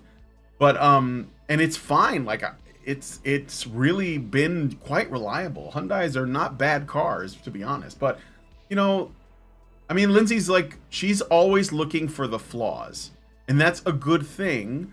But you have to keep it in check, right? Because it's handy to know when there's flaws, you know. But I don't know, like, but if it's, I think if it, Yeah, what I'm saying is it could lead to women making like drastic changes that might be like more detrimental, like initiating divorce. Irreconcilable differences could just be a negative flaw spiral. And that was never arrested. And the like, the issue is that women do get into this space where they literally see their abilities in terms of a man. It's bizarre, but it's like, I can't do this. You know, a man has to do this for me. They don't actually cultivate true independence. Like, they project their emotions onto men and say, well, you got to fix these things. And sometimes men can't. This is something that I even see with the red pill bros. It's like the red pill guys are essentially trying to train men to get nothing out of a relationship emotionally and jump through continuous emotional hoops. Right? And at some point I have to ask, well, what the hell are you getting out of the relationship? What's the point? The thing is that in my experience, a relationship, the strength of a relationship often comes down to how rational the woman can be. Does that make sense? Like, she doesn't necessarily, like, she can still get into these negative thought spirals. She can still get stressed. She can still worry. She can still fret. Of course. She can still want her husband to come home with flowers when she's had a bad day, all of that kind of stuff. But as long as she's aware to some degree of what she's doing and can engage on a rational level with it, that seems to be the predictor of a relationship, whether or not. I mean, and a desire to like work it out. Because I think that like we do kind of treat marriage as something, I don't know, more trivial than it used to be. Like, you know, so it's almost like dating with legal papers, you know, for some people, and it's like this. I think that's part of the reason why divorce rates are really high. Well, I think it's because the commitment isn't taken seriously. It's an achievement unlocked. It's not a change in life, but an achievement unlocked for a lot of women. It's a silver trophy.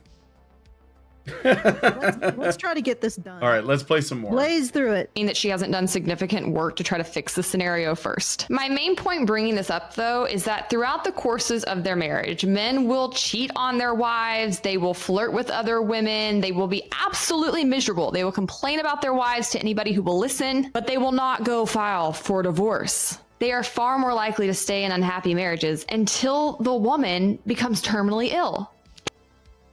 Okay. Are men likely to do all those things? What kind of men are you? Apparently not more likely than women now. Like we have the apparently women are now cheating as much as men, if not more. Or maybe they always were, and we just don't. We didn't have the data until now. And we didn't have the data because they still felt embarrassed about it. But who knows? She's making a lot of assumptions, right? Men are all just one thing. Well, and she probably wouldn't like that reversed about women. Even though I think we can make these assumptions, I don't think we can make these necessarily these negative assumptions.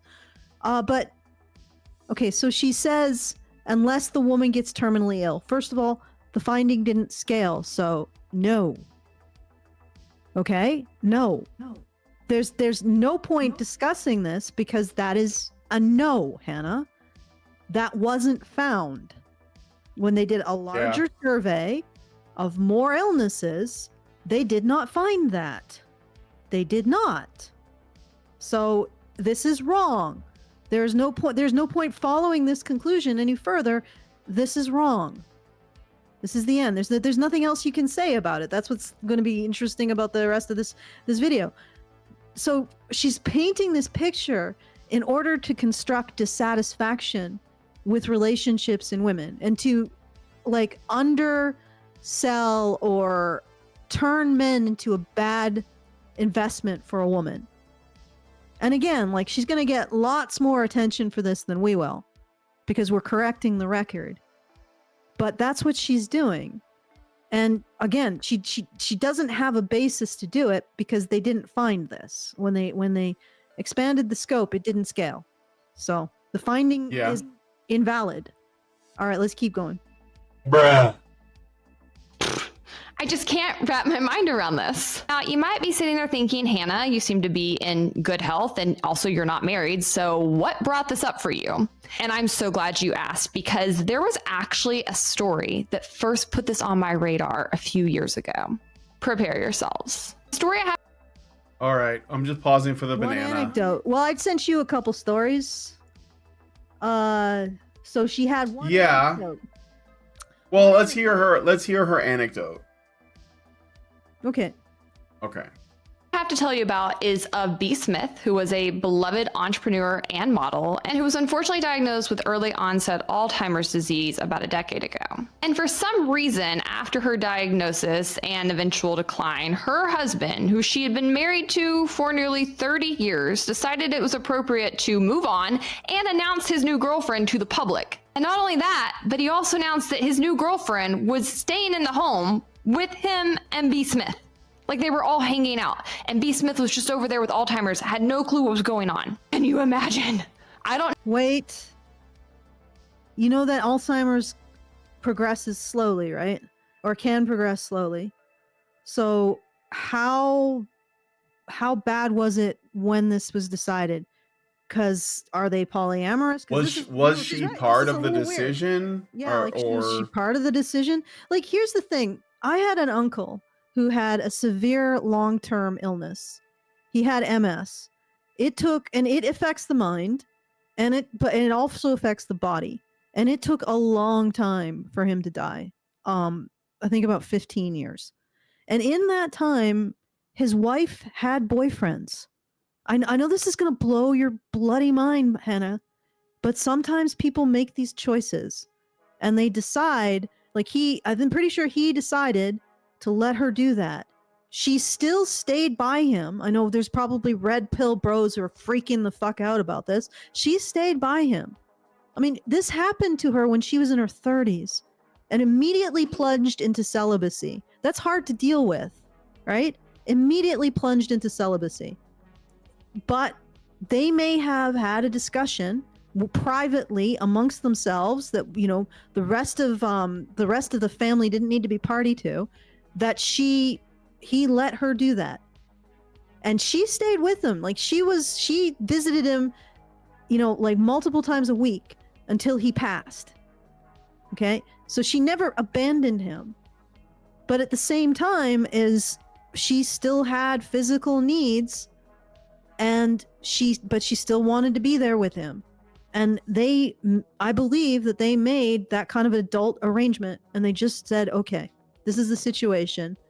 That happens, Hannah. That could have been the same thing that happened here. It's not really any of your business. It's not really any of the media's business, to be honest. Of course, they know it's their business. But is it possible that that's what happened here? Is it possible? I mean, it certainly is. You don't know. Is he still taking care of her? It sounds like it. And maybe it is a little weird. But is it that or is it this? Like, who knows? Life is hard and you make accommodations. Okay? You know, this is what's so annoying. You watch all these young people beak off about these kinds of judgments. And it's like, you don't have a freaking clue what life has in store for you, Sonny, or whatever we're going to call her, Bonnie, whatever, Hannah. You don't know what life has in store for you. And you don't know what will happen when you get there. All right, and that's all I have to say about that. All right, play some more.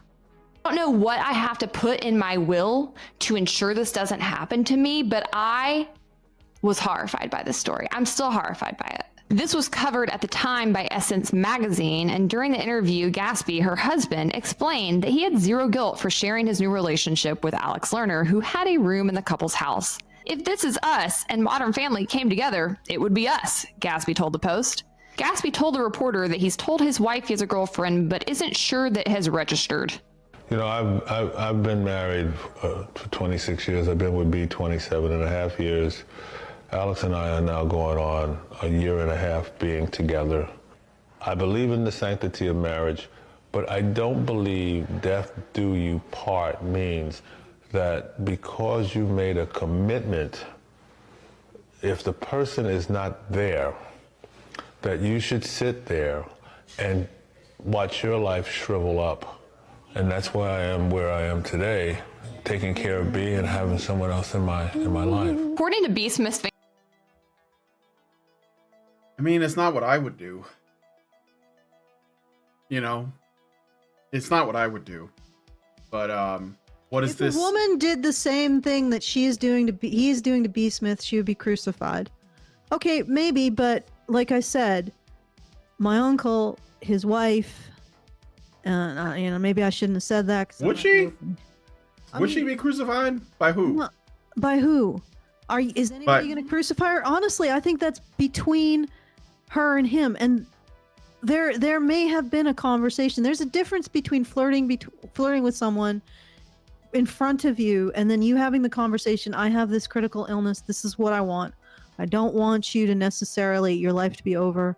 I want you to see other people. I want you to find happiness. I want you to be with someone who gives you what I can't give you now. Right? There could have been that conversation. We don't know. And honestly, this is... We have an anecdote of our own. Yes, I have an anecdote of my own. So we could look at the anecdote and, well, let's listen to more of this and then we'll put that up.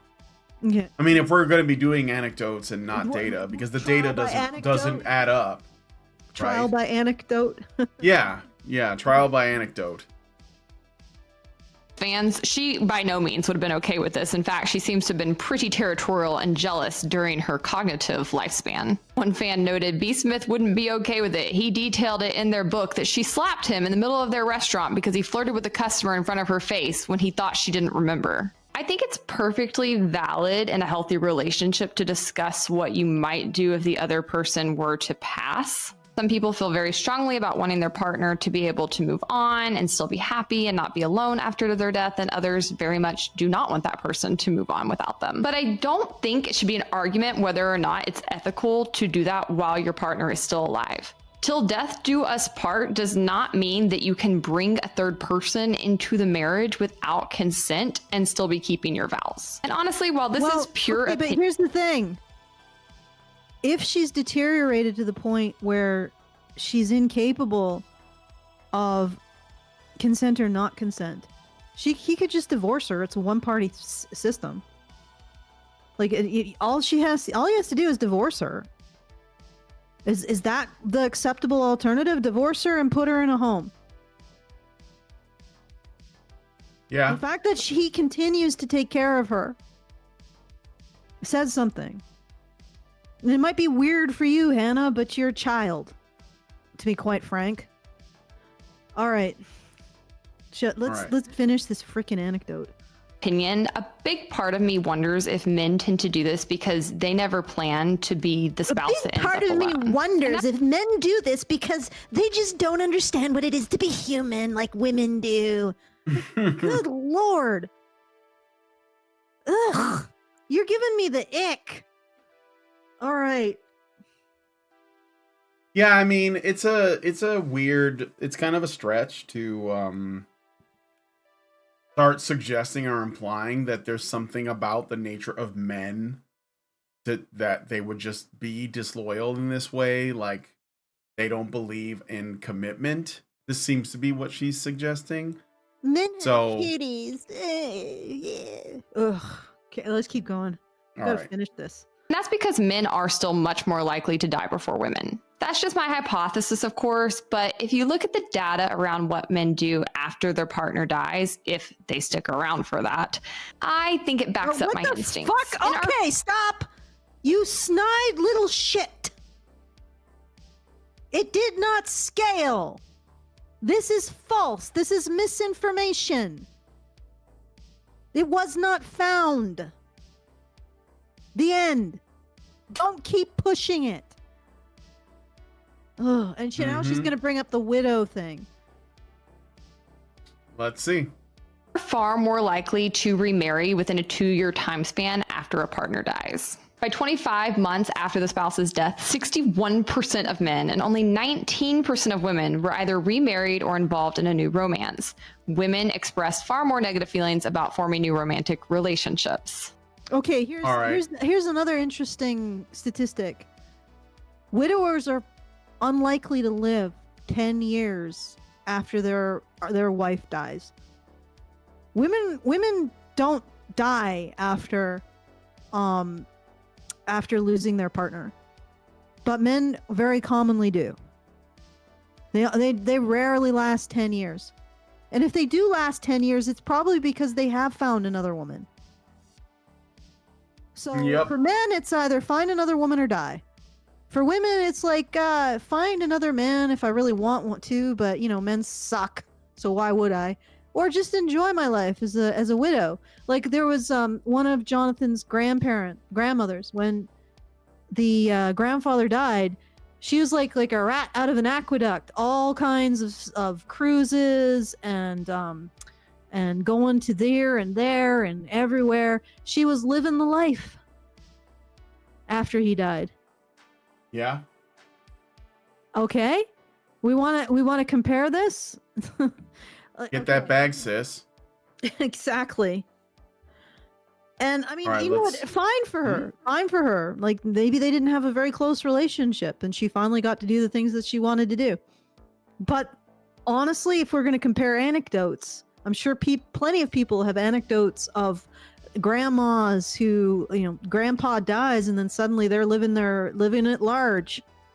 And also, if grandma dies, grandpa dies within 10 years, unless he gets another woman. Because for men, it's not living at large. Like men have this sort of emotional dependency on women. I'm going to be honest. Hopefully nobody will freak out. And it seems to them like they don't know how to live large like women do without a woman. They don't know how to enjoy their lives without a woman. It's really unfortunate. I wish men could learn that skill. If I could ask for anything, it would be that. Like learn how to thrive without a woman. But I think men struggle with that, which is why they either get it with another woman after the wife dies or they die. Yeah, they struggle to be alone, right? Yeah. That's the part that Hannah Cox is not presenting here. Like, what's the rate of death? Okay. Yeah. Men's wives die, they always remarry. When men, this is her. Oh, it's this woman. It's this woman. They're feeding each other, guys. Holy crap! I didn't know that. This woman, we covered one of her videos. And I didn't know that her and Hannah Cox apparently travel in the same circles. That explains everything. It really does. For show. All right. Well, let's listen to this woman is absolutely bonkers. Evil. I'm just gonna say evil because she really doesn't have a problem crapping on men every opportunity. Die, they never do. Hi, my name is Kayla. I'm a funeral director on this page, and we often discuss things we don't learn in mortuary school, and my mortuary school gets. And she is spot on. I have led or been a part of at least a few hundred funerals at this point. And something I have always noticed when it's the death of an elderly person. If it's an elderly man who has just lost his wife, the woman who's taken care of him the past 40, 50, 60 plus years. Allegedly. You always see them at their funerals going, I don't know what I'm gonna do, how am I gonna live, how will I move on, who's gonna take care of me? And fair, they have just lost their spouse. But then when an elderly man dies and his wife starts commenting on their life together, she never once worries about how she's going to be taking care of herself. Well, she's got the bank codes, the life insurance, and she knows where all the secret kids are. And she don't got to deal with none of that no more. More than 6. What? So what does that say? What circles does this woman travel in that there are secret kids? That's like, and also, how is this? This is like triumphalism. Yeah, women win because widows just aren't bereaved. They're just kicking their heels up. They leave the funeral and they're just doing a jig. I got rid of the baggage. He's gone. He's in the ground. Yay, my life has started. Like, is that going to the club? Hey, if you can't go to Bella Noche, then where the hell can you go? Sabretooth on the prowl. You know, like, what the fuck? Okay, all right, I guess you win. Except also, Hannah Cox is saying women win because they are loyal.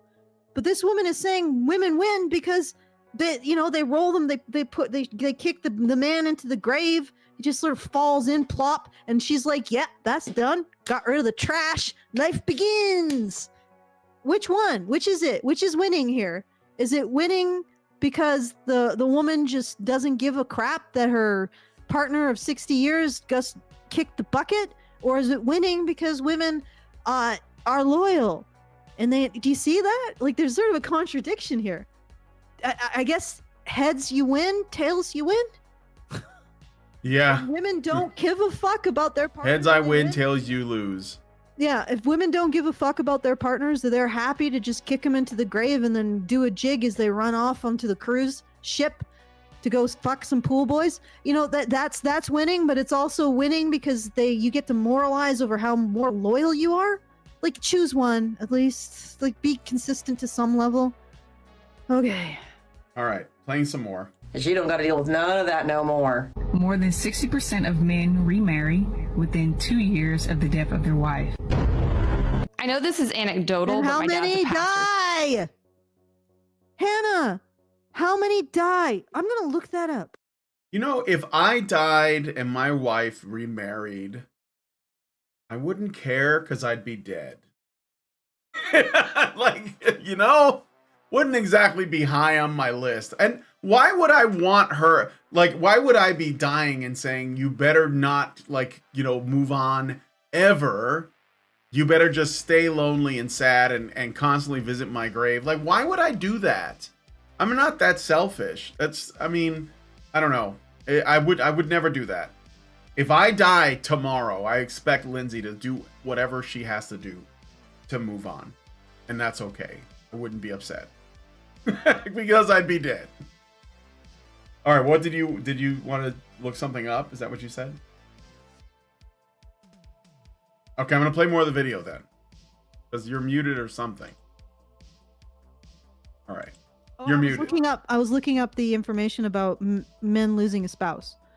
Losing a spouse makes men 70% more likely to die within a year. Boom. Okay. Yeah.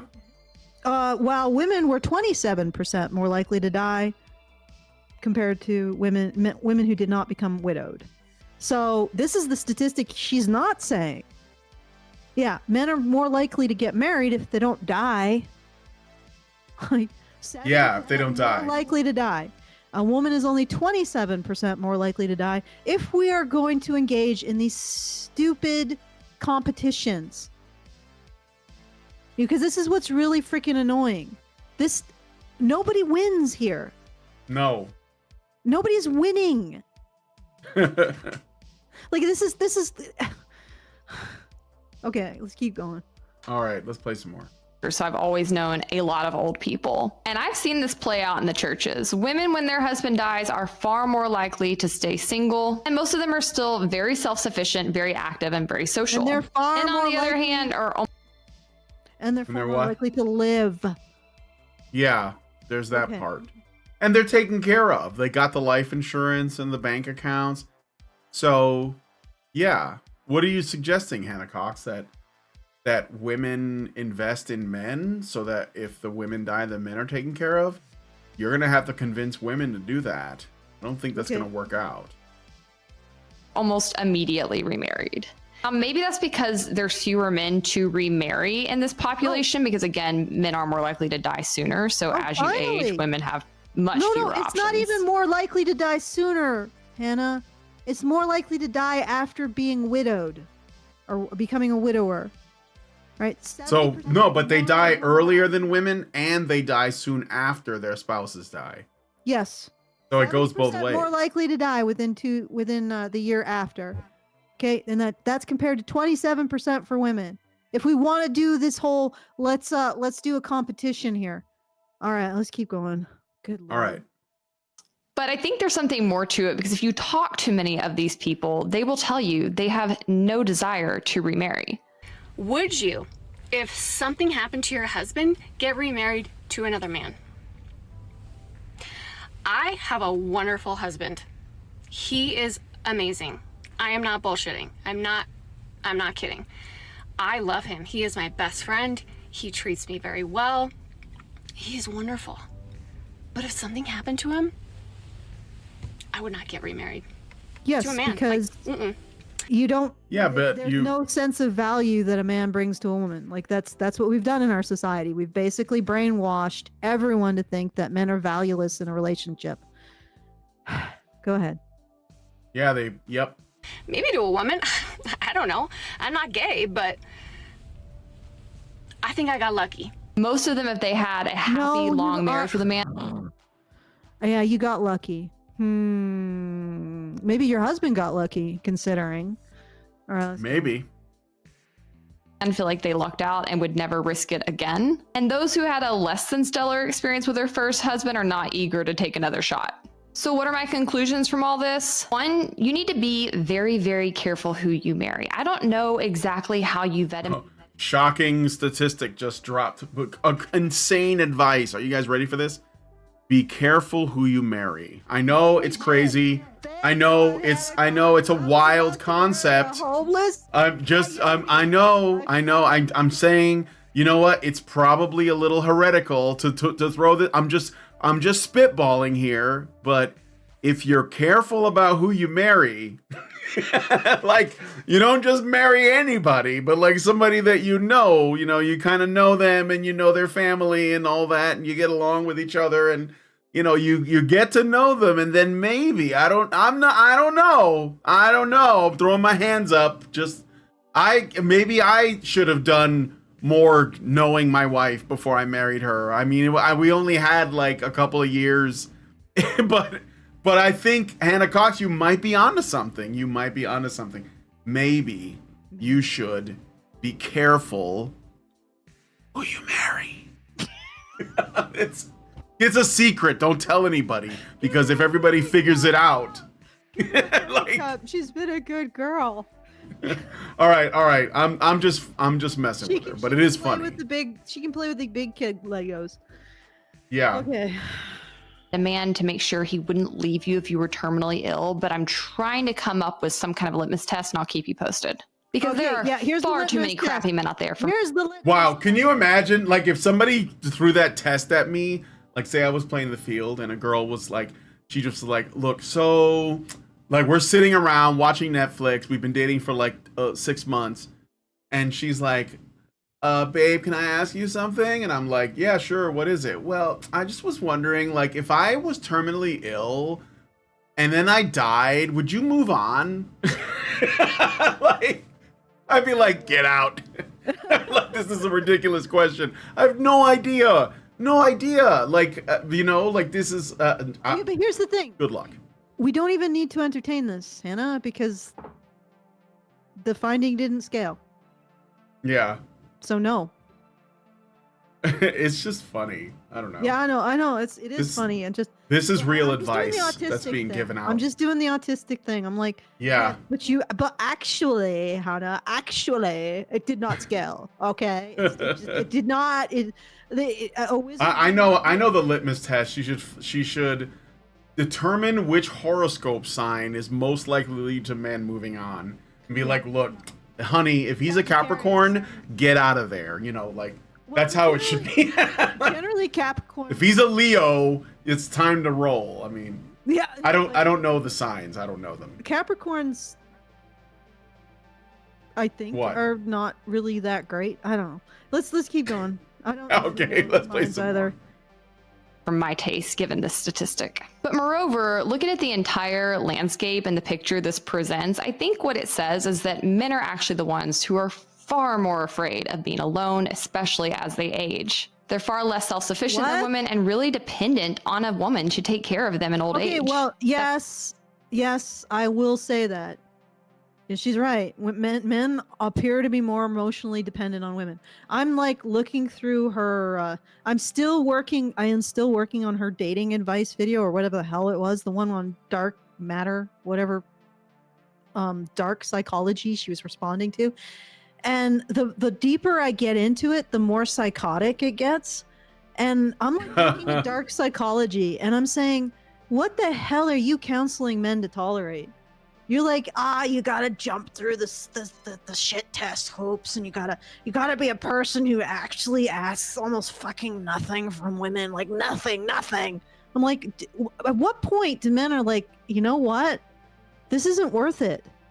Because literally dark psychology is counseling men to break themselves apart and rearrange themselves into the perfect skin to fit a woman like this.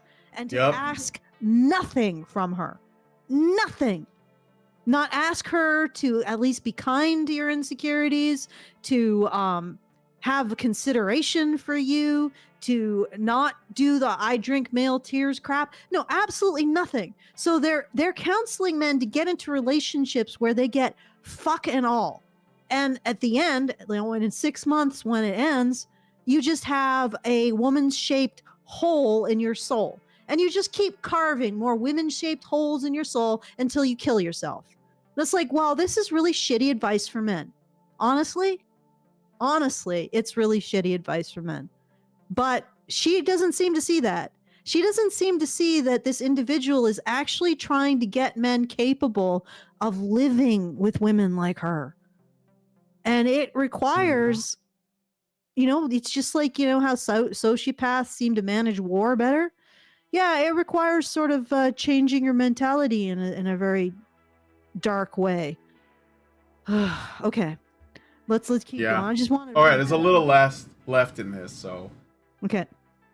That's probably why they go ahead and jump ship so quickly when somebody is diagnosed with a terminal illness, and it's certainly why they move on so quickly once a partner has died. The red pill community is. They don't. One, they do not move. That did not scale. It is false. It seems like I'm seeing more and more content coming out of places like this and parallel to this, or like sort of analogous to this, where they're building these kind of bad arguments around marriage and dating and such, and putting a blame on men collectively using anecdotes and bad data. And it all seems to lead towards, how do we criticize the red pill bros, as they call it, which, by the way, is not really an accurate description. I think that what the they red pill bros. I don't understand why they're criticizing them anyway, because the red pill bros are trying to get men into a mental state where they can handle this shit.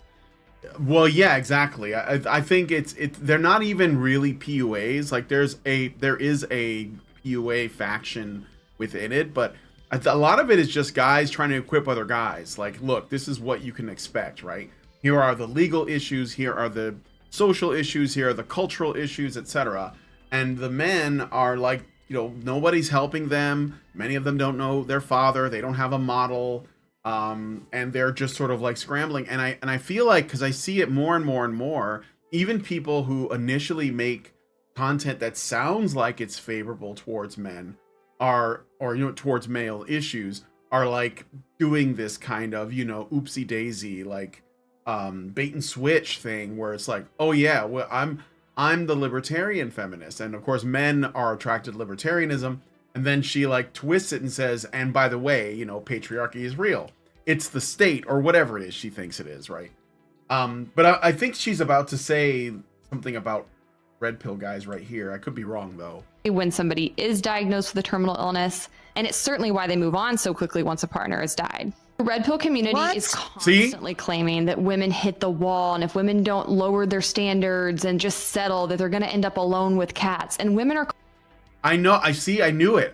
I've never seen this video before, but I knew that she was going to conclude with something against what she's calling the red pill community. But what she's really talking about, Allison, is just like people that are talking about issues from the male perspective. They don't have to be like, it doesn't have to be Fresh and Fit or Andrew Tate or Chris Williamson. I mean, he's constantly distancing himself from that. She's just participating in this kind of, whoa, we shouldn't be talking about that stuff, but let me find a way to, like, I mean, she probably works for the FBI. She's probably one of the glowies that's trying to get, like, redirect people. I mean, I don't know. I'm just spitballing. It is. I mean, the Homeland Security.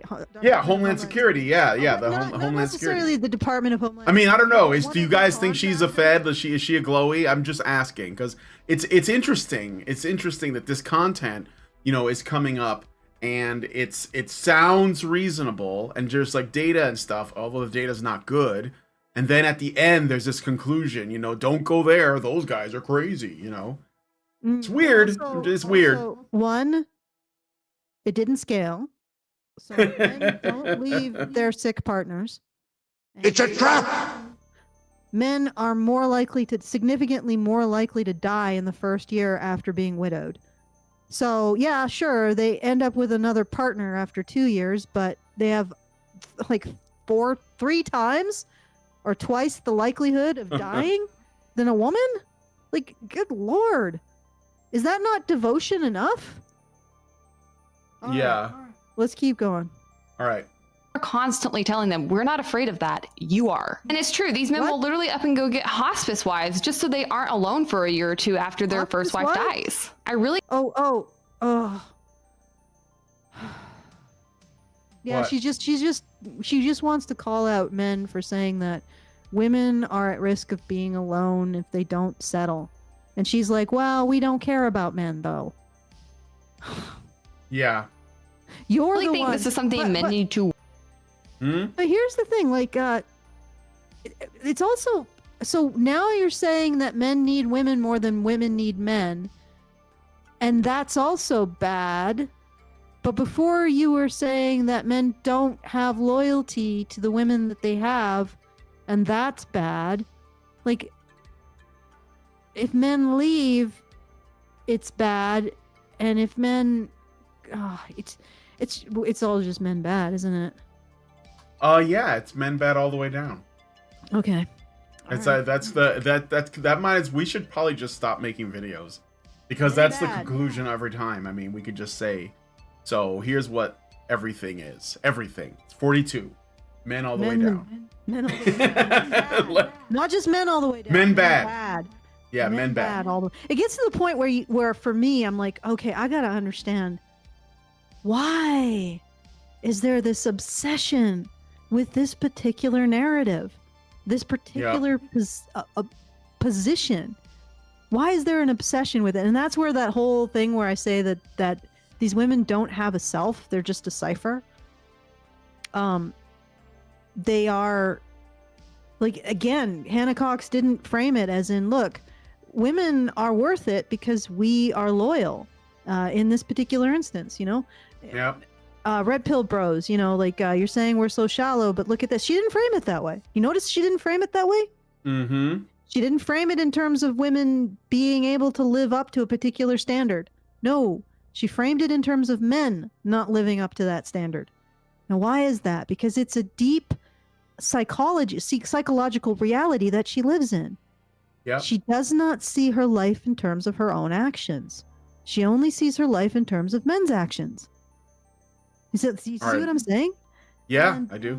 And that leads to a complete, there's an entire part of self that she is not developing whatsoever. It's like she has a house, but she only lives on one half of the first floor. And like there's a door to the other side of her house and also the stairs. And she could go and see the living room. you know, the rumpus room, whatever the hell that is. She could go up to the second floor. Maybe there's like 50 extra floors above that. All the space that she could be exploring. And she could even maybe that's where you go outside to see the outside world. But no, she is stuck in 2 rooms in the front area, you know, like a shitter and a bare studio apartment. So she's got a mattress on the floor, and she maybe got a 2 square feet of space in her kitchen to cut things, and like a sink and a hot plate. And she's living in this shitty studio apartment, and there's that one door in the room she never goes through because it says men bad. I can't go through that door. And then beyond that door is all of the parts of herself that she is refusing to develop or even look at. Yep. Like, this woman lives in a shitty studio apartment, and she could easily just open that door and have so much more, and entire outdoors that she could explore, huge other floors. Maybe it's like an infinite hotel of floors that she could be exploring, and she chooses to stay in the shitty studio apartment because the door says men bad. She refuses to open that door. Well, enjoy your shitty studio apartment with its hot plate and, you know, open fucking, you know, like a toilet in the middle of the room. Okay. Yeah. All right, I'm gonna finish this off, and Yes, then let's because break through we're running out of time here. So work within themselves, because it's not okay. If you make a vow to someone in sickness and in health and until death do us part, then you have to stick around to take care of them when they're sick. And what's absolutely crazy is if these statistics went into verse, there would be weeping and gnashing of teeth. Can you imagine the histrionics if women just up in droves left men when they were diagnosed with terminal illnesses? Well, but here's the thing. Why is she so thrilled? Like, she just looks, oh my God, it's Walt Disney. We're going to Walt Disney World, Daddy. Oh, like, that's the expression on her face. Okay, that's enough, because this is bullshit. This is misinformation. It didn't scale. This result is not true. You know, the end. Yes. And there are, in fact, cases of women doing this. Now, I mean, okay. It kind of like makes the whole thing moot. Like, men do it sometimes, women do it sometimes. Let's move on. There's not much else to say. Right? Yep. So here's an example. Daily Mail. Actually, this is from 2023 April. We reported on this on the news show, which, if you are new here, you can watch the news show every Tuesday at 6 p.m. Eastern time. We will be doing it tomorrow, and it's going to be a good one. But anyway, yeah, my boyfriend's cancer battle was ruining my mental health, so I left him. Now I'm running a marathon in his honor. Of course, she left him. So, but here's the story. And like I said, these things happen. I wouldn't do it. I would hope that my wife wouldn't do it. But she didn't. No, she didn't, because I had cancer. So, and it was pretty far along, and it was a risky surgery involved and everything. And she's still here. So, you know, I would say I'm lucky, but I think that I was also pretty good about vetting my wife, and hopefully she was pretty good about vetting me. So, and she, you know, so yeah, I mean that's really that's really the message. Like, the ultimate message is that, you know, here is that it's about working together. And I hate to say it, but there is one particular side that started this whole war with men oppress women. Yep. And this is the fallout of that. Like, the dating landscape, it's like that is an earthquake, and it's utterly destroying the dating landscape. It is the tectonic forces that are remaking the landscape. And if you want anything to really change on a fundamental level, then you got to challenge that belief, because it puts men and women at odds. And men don't really understand being at odds with women, I don't think. Not fundamentally. Because the thing is, the red pill guys, they're still counseling men to, you know, as a bisexual woman, I look at women, I'm like, yeah, that's not worth it. No, you don't do that. just walk the fuck away. But guys, the red pill guys are still like, yeah, they're still worth it. They're still worth it. They're still worth it. Let me show you the video, and then we'll end it there. You got to see this. Okay, no, but do you want to see the show the other one briefly? The other article? The other article. Yeah. All right. Yeah, there's 2 of them. Yeah, our competing anecdotes. Australian man moved to London to support his long-distance girlfriend just days after she was diagnosed with cancer, despite only meeting months before and never living in the same city. I forgot to share the tab, but there we go. Headline. All right, there you go. So here are our competing anecdotes. What do they mean? Not much, because apparently men and women do stay together when they have a serious physical illness, usually because they're long-term partners and they care about each other. Get that? And also, men and women have different foibles and different things that they have to overcome to have a long-term relationship. What a shock. Yep. Wouldn't it be wonderful if we just focused on helping each other overcome them instead of condemning like this constantly? All right, so last thing, I want to show you this video. It's about 1.5 minutes long. We're not going to get dinged because I didn't pull. I downloaded it, but it's not like it belongs to anyone. And just check this out. This is an interesting contrast. Do we need men? Do we need men? No. Do we need men? No. No? We don't need short men. Do you need a man? No. Do you need a man? Oh, God. Do you need a man? No. Do we need men? No. Why? No. Do we need men? No. No? Do we need men? We need men to make us stupid. Do we need men? Do we need men? Do women need men in this world? Do we need men? I don't know. No. Why? Because we can be strong, independent women. Do we need men? Like, not necessarily, but like, if I can look at them, like, we need a man to look at. Do we need men? No! No, why? Nobody needs men! Really? We do not need men! Why not? Why don't we need men? Why would I need men? So what can you get from someone else that you don't get from a man? The only thing I can get from a man that I can't get anywhere else is dick. Okay. And I don't need dick. Do we need women? Yes. We do. Why? These women are awesome. Do we need women? Of course. Why? Because they're beautiful. Do we need women? Women make us feel compassionate and affectionate. Do we need women? Of course we do. Do we need women? Yes. Why? Because they're hot. And what else? They're hot. Do we need women? I mean, shit, unless they're gay. Do we need women? Do we need women? Yeah. Yes, who's gonna do my dishes?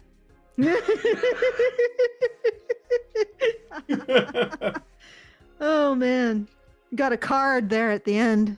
I was starting to lose hope. Yeah, I know. But it's funny because men, I think, again, this is like not data.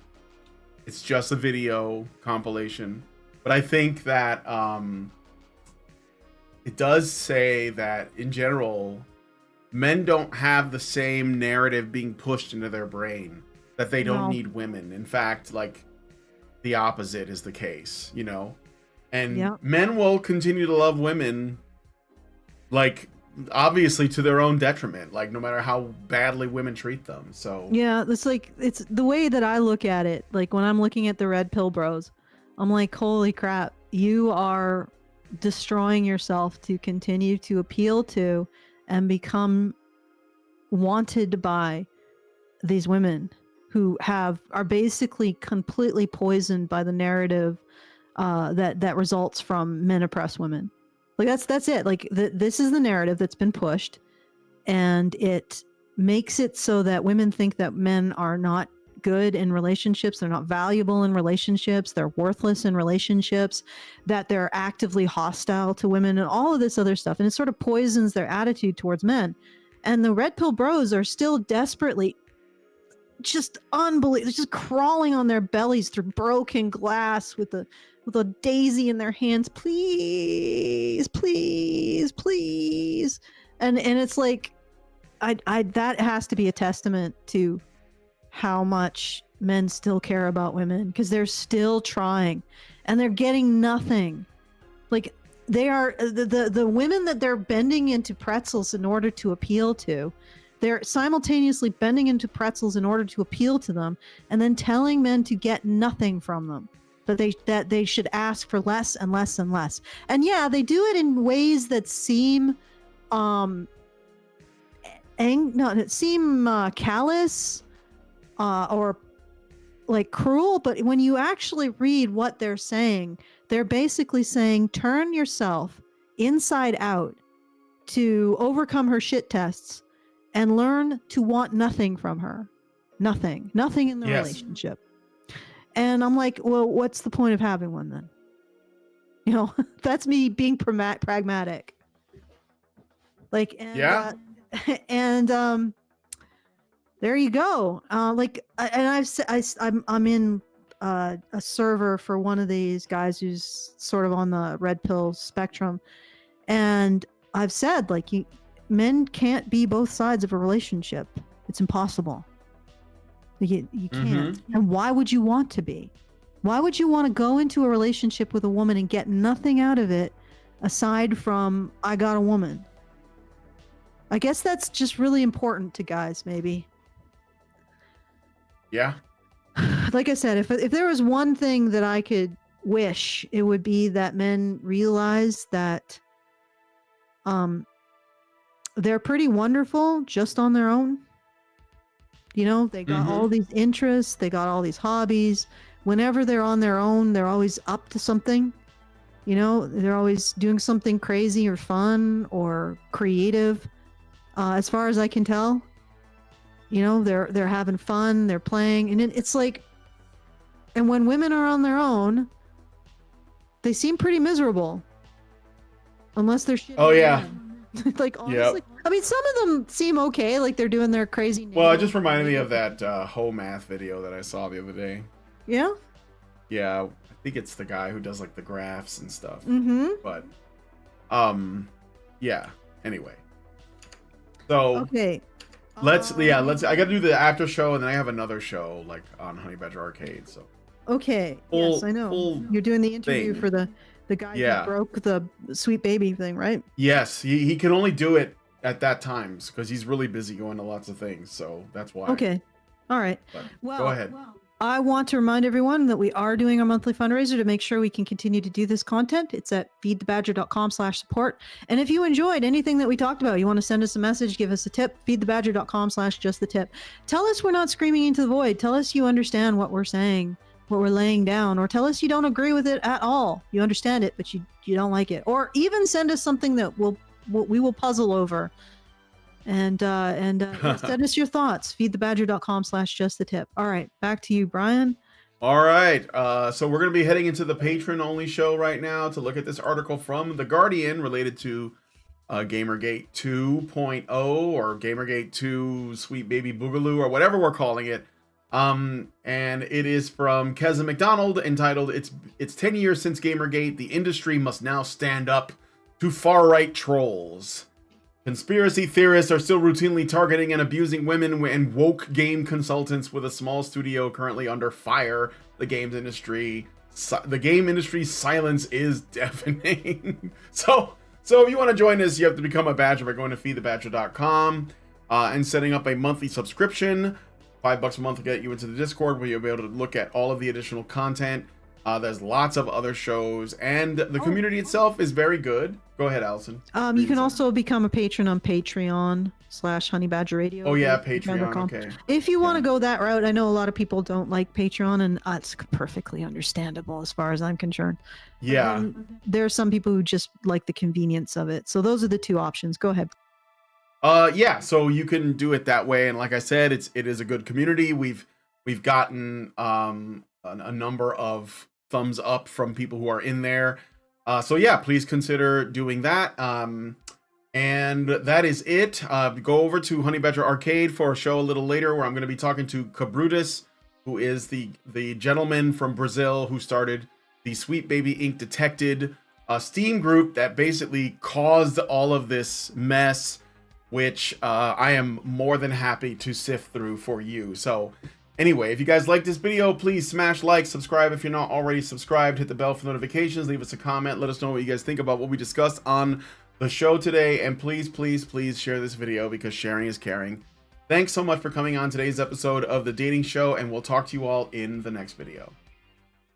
are machines, dude. Okay? They are literal machines. They are talking point machines. They are impossible to fucking deal with, especially if you have like a couple dudes who have good memory on top of that too.